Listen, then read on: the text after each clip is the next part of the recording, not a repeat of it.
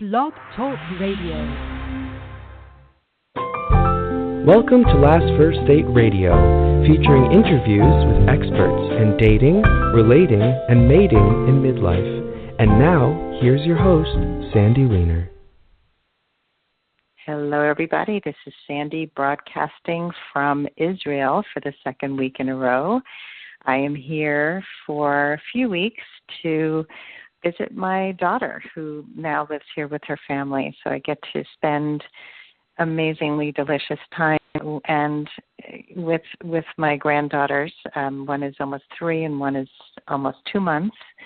And if you talk about unconditional love, there's nothing like the love of a grandchild and a grandmother. So if any of you have experienced that, you know what I'm talking about. And it's really just the most yummy thing. So enough about my grandchildren, and welcome to Last First Date Radio. We are a featured show about attracting and sustaining healthy relationships, especially in midlife. Every week, I bring you in-depth interviews with top experts and cutting-edge authors in the field of dating and relationships.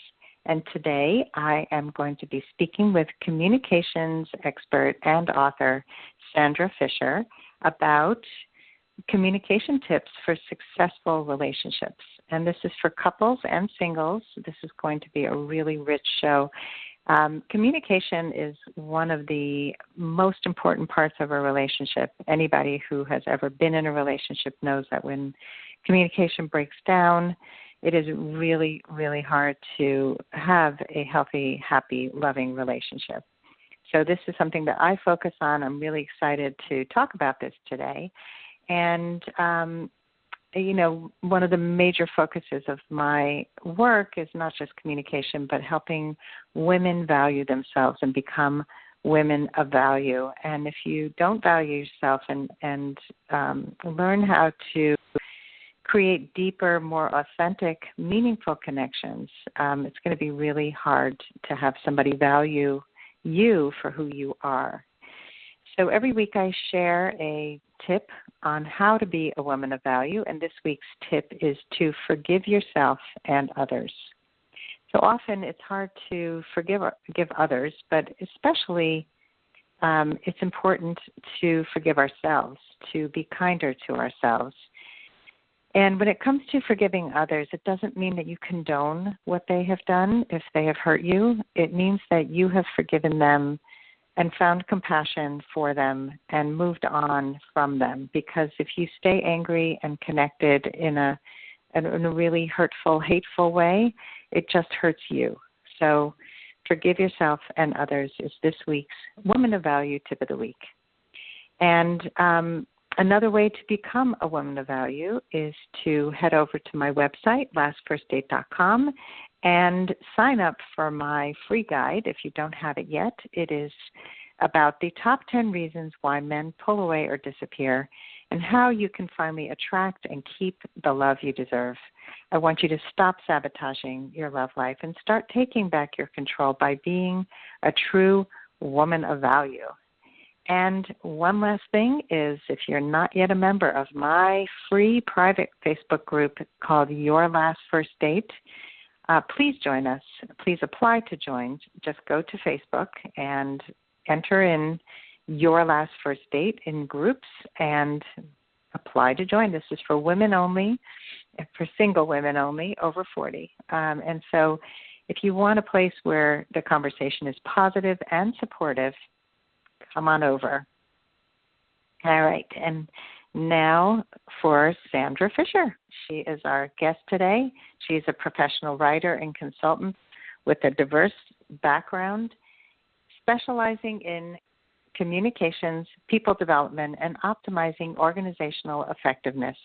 With 25 years of experience working for companies including Microsoft, Amazon, and AT&T, her experiences have been as unique and broad as managing the homepage for Amazon.com to developing an online marketing campaign for a literary novel launch. Join me now for episode number 253, Expert Communication Tips for Successful Relationships with Sandra Fischer. Welcome to the show, Sandra. Hi, thank you so much for having me. Oh, thank you.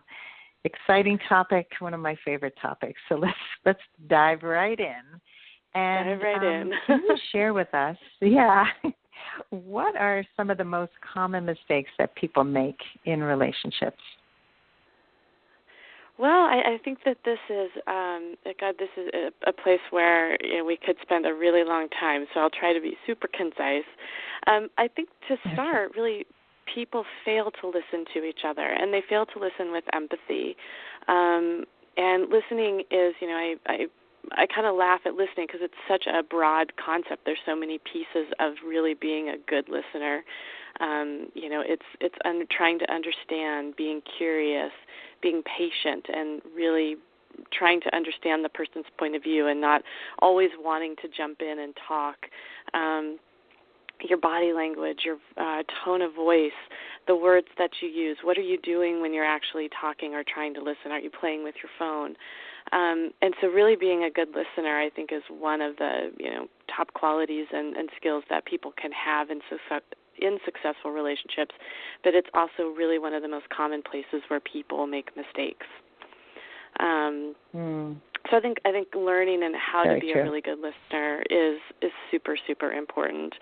And I think people get really impatient. They want things to happen now, and a lot of that is driven by fear. And so I think fear is probably, and letting fear drive behaviors, letting fear drive beliefs. It creates so many misconceptions, so much impatience, and people start demanding things. And, so when people operate from a place of fear, it becomes very difficult to be open and be vulnerable and to allow each other to be who they are in a relationship. You tend to try to control things a lot more. So I think fear is a place where people, when they operate from that place, it's not a great place to be in a good, solid, meaningful connection that brings us a lot of joy. Another place is I think people operate from old paradigms that don't fit them anymore. So we grow and evolve over time, and, particularly when you're dating, later in your life, you have paradigms that come from your childhood, that maybe come from your first marriage or your early relationships. And you also, over your life, absorb things from the environment around you. And we don't often step back and say, wait, does this work for me anymore? And at this point in my life, what is it that I want? What is it that I need? And given the knowledge I've gleaned throughout my life, what is the paradigm I want to work from for a relationship that feels right for me now? So we tend to fall back on what used to work because that feels comfortable without really looking at what do we want going forward. So we attract more of the same of what we've always done versus really, like taking a positive look forward and attracting what we really want to have in a positive future for ourselves. And I think also, we tend to look at all the relationships around us, and we, through all of the anecdotal research I've done over the years, we tend to look at other relationships, but what's going on under the hood isn't always what we think is happening, and nobody really talks about what is going on in relationships at times. And so we're sort of holding ourselves up to a standard that actually doesn't exist. And so when we go really sit and look at what we want for ourselves without looking always at the outside world and measuring ourselves against that, when we can do that, step away from that, we tend to be able to formulate a model that fits better for ourselves. I think, too, that, you talk at the beginning about being a woman of value or a man of value, and I think that is one of the places where, particularly for women, we just don't know our value enough. We tend to look at other people to fill ourselves up, and we don't recognize and honor the value that we bring to the table. We don't create our own sense of safety. We don't create our own sense of love for ourselves. And when we go into a relationship and we expect someone else to be able to fill that up for us, it's always going to break down because there's no one else that can fill us up enough to, if we don't love ourselves, no amount of someone else loving us is going to fill that space. And, I think, oftentimes people feel the need to be right. The older we get, sometimes the more set in our opinions and our ways, so we tend to be a little bit less flexible. And I think another really big one, at least that I've come across, is just not understanding or striving to provide what the big things are for our partners and for ourselves. But, when we're in relationship, what is important to my partner? What makes them feel safe? What makes them feel loved, appreciated, seen? And, working to, as a team, to provide those things for each other and for our partners so that they can thrive and grow. Well, that's a lot. That's a lot. They're all wonderful, and we could do a show on each one of those. I think so. So thank you for all that. Well, so while you were talking about so many things, and the last radio show that we did was focused on. We did a whole piece on listening. On thriving relationships, but on listening in particular. And she shared an exercise, a listening exercise, to help people listen more empathically. And I'm wondering if you can share an exercise that will help people in any of these many things that you just listed, to help people start to improve, whether it's self-love or maybe operating from old paradigms or, being fear-based. Is there anything that people can do today to really just start making a change? Well, I think, I'm going to give something a little bit bigger that's more time-intensive first, and then I'll do something that's a little bit smaller. One is get yourself some skills.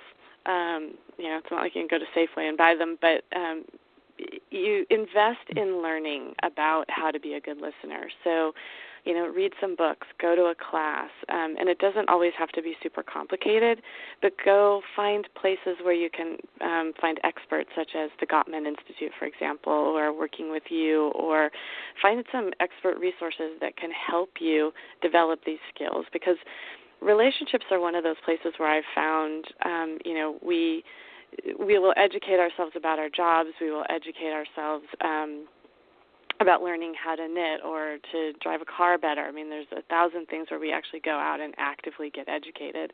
Relationships tend to be one of those places where we have most of our skills developed from osmosis or just looking at the environment around us, and we tend to think, oh, yeah, we can just do these things. But really getting some good skills and understanding the concepts of what is involved in good listening. But the other piece is really, spend 5 minutes, 10 minutes a day with your partner and put the phones down, all the technology aside, turn the TV off, and take yourself to a quiet place and just spend 10 minutes, 5 minutes each, and just talk about your day. And each person gets 5 minutes. The other person doesn't interrupt. You look at each other in the eye, and you practice that every day. So for 10 minutes, you just give each other that time. You don't try to fix anything. You don't talk over each other. You can maybe ask a question or two in the conversation, but you just sit with each other in that moment. And I think that begins to develop that sense of patience, that sense of listening, that sense of tuning out the distractions, and each person gets that moment where they can just be heard. They can say what they want to say, what they need to say. And that's something we can all do. And it's simple, and it really, people can do this even if they're not in a partnership. They can do it with friends. They can do it with anybody. I mean, I find even while I'm here with my granddaughters, just spending time with my 3-year-old granddaughter instead of being on my phone, just putting the phone down and saying, there's this precious little person in the next room. Let me give her my full attention. And you can see the difference even in such a small child, that when she's given the right focus and attention, she just thrives, and we have a really special connection because of it. So I think, this is just an important skill that we are so bad at today with so many distractions, especially with technology. So put the phone down. Put it on a date. Put it down when you're with a friend. Yeah. These are great. I do that with developing a sense of patience with your what?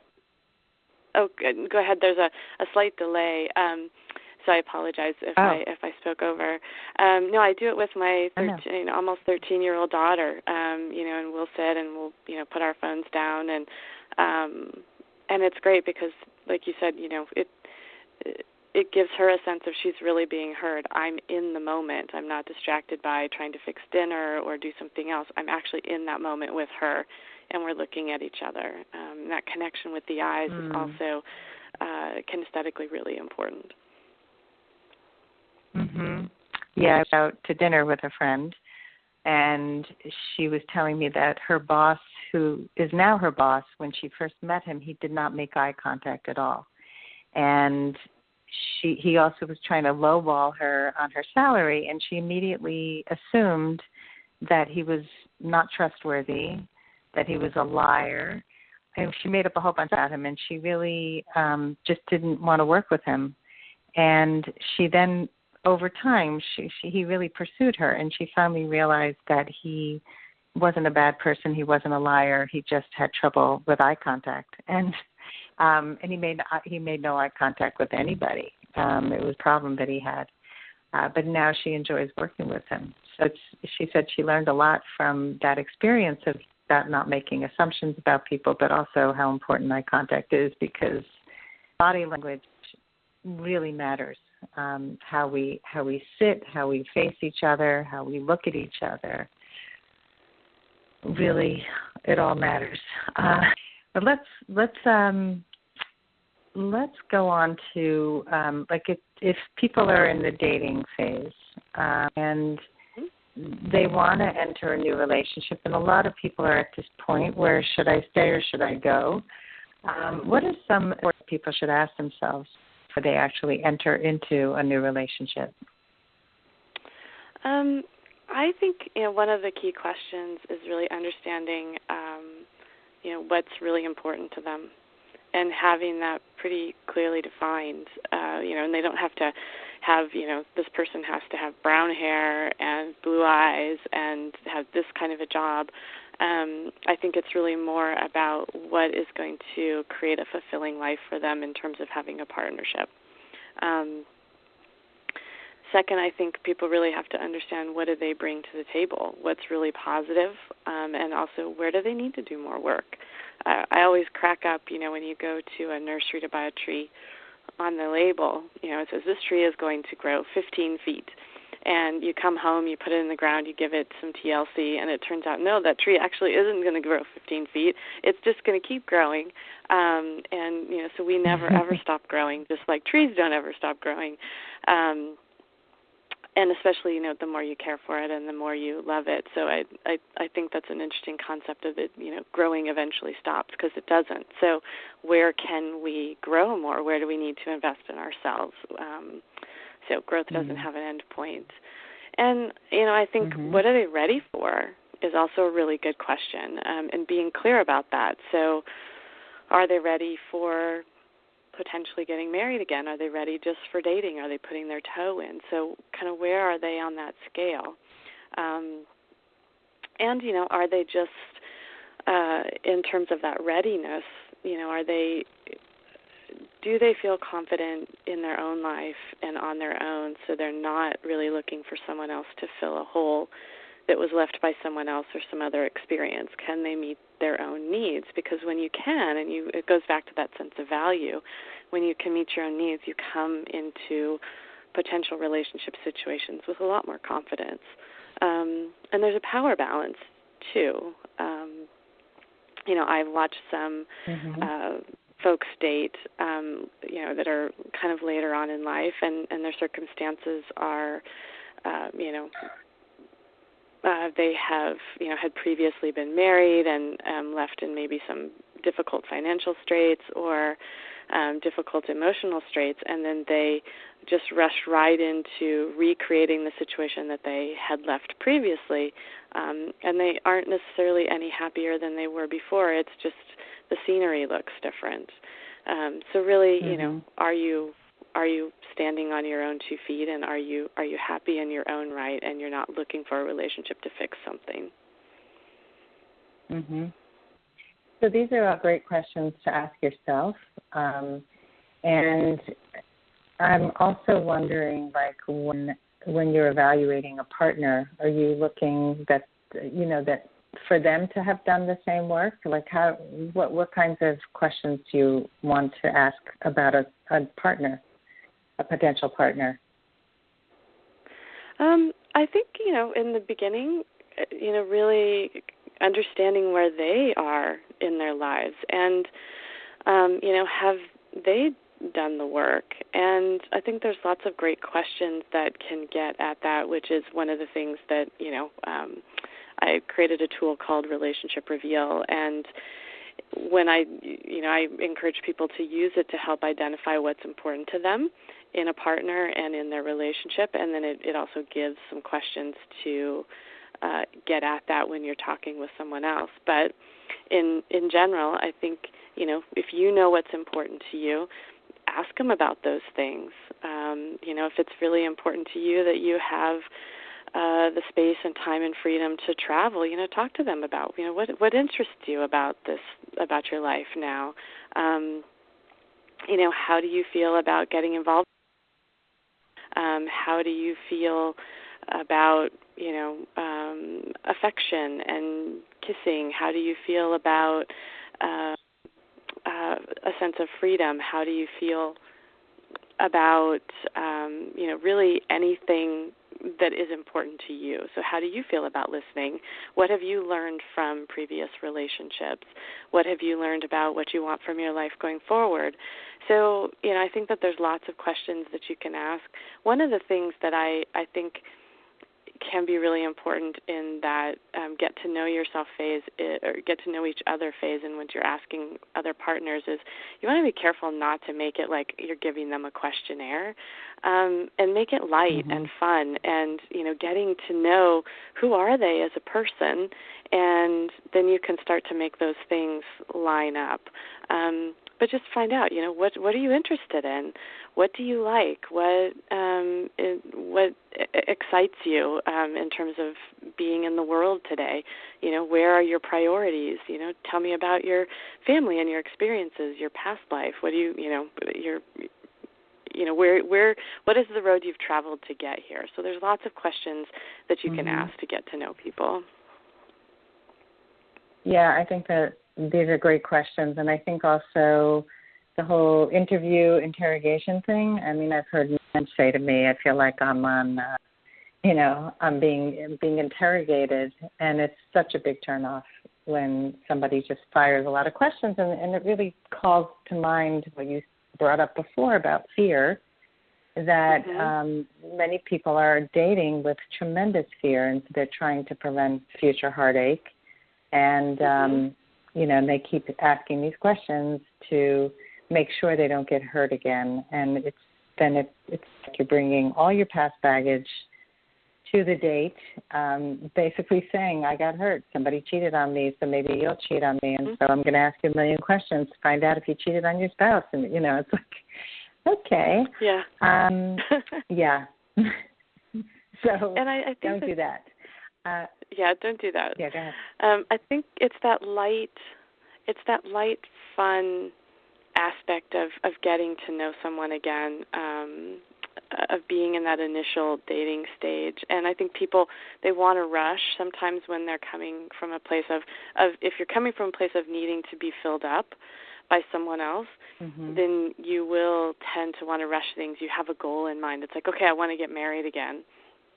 And then it's like you just want to rush through different phases. And I think people sometimes will fail to stop and actually enjoy the process, the unfolding of something beautiful, and even if the person that you're sitting across from isn't the one that maybe you're going to be in a long-term relationship with.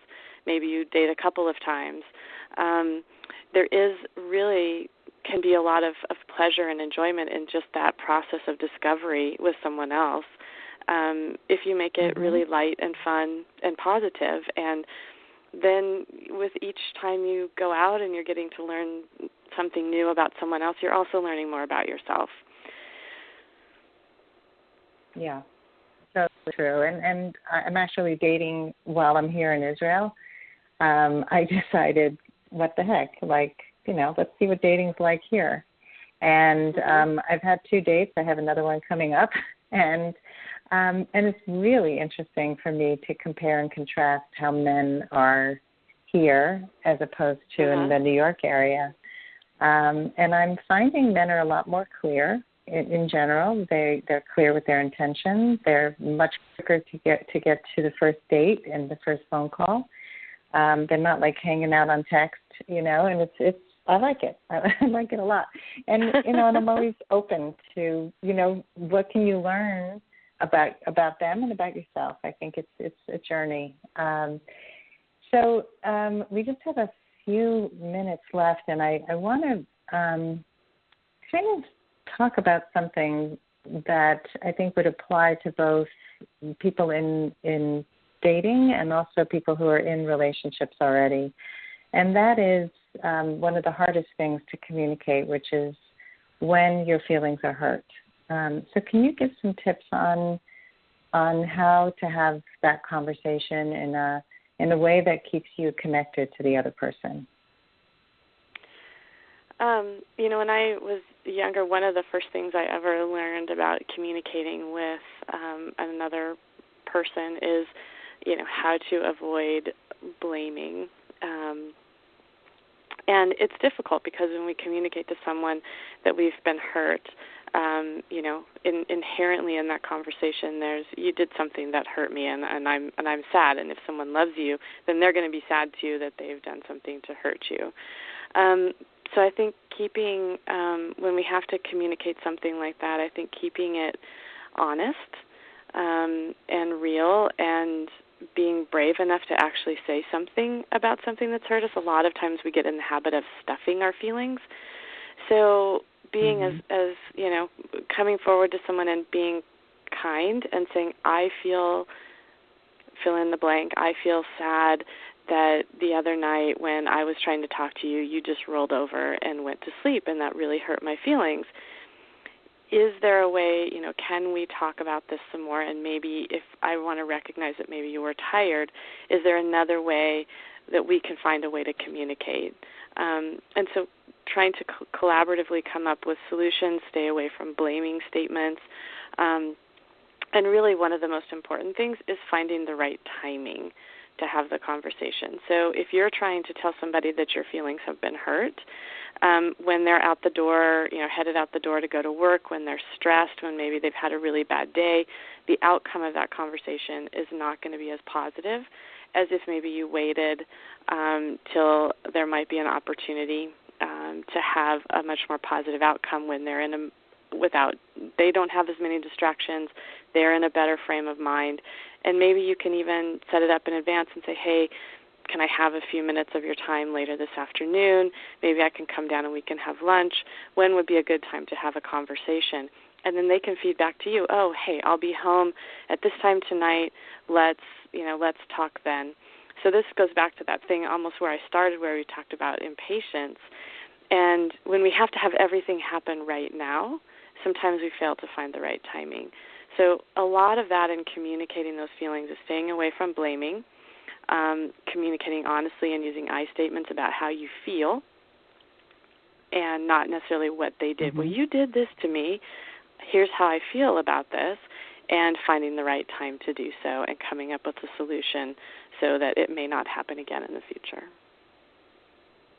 I love it. Yeah, really, really important to take responsibility for your feelings, because honestly, nobody can argue with how you feel. And if somebody actually does, that's a really bad sign. you're too sensitive, you're whatever. That's not a good relationship quality. So there's so much more to say. This is a really rich conversation, and I truly appreciate you being on the show, and would love for you to let people know about the Relationship Reveal game and anything else that you'd like to share about how people can reach you. The Relationship Reveal game, it's you can buy it on Amazon, or you can check out the website at relationshipreveal.com. I love it when people send me emails with questions or thoughts about it, and I'm really hopeful that it can help people develop more meaningful connections. And even with couples that have been together a really long time, they've found out new wonderful things about each other. So it's something you can build into your relationship to make those daily investments that are so important to keep our relationships strongly connected. So, and I really appreciate you having me here today. And enjoy your time in Israel. Well, thank you. Sounds delightful. Thank you. I know, it's an amazing opportunity. Thank you so much, Sandra. And thank you, everyone, for tuning in today. And I hope that you all go on your last first date very soon. Have a great day.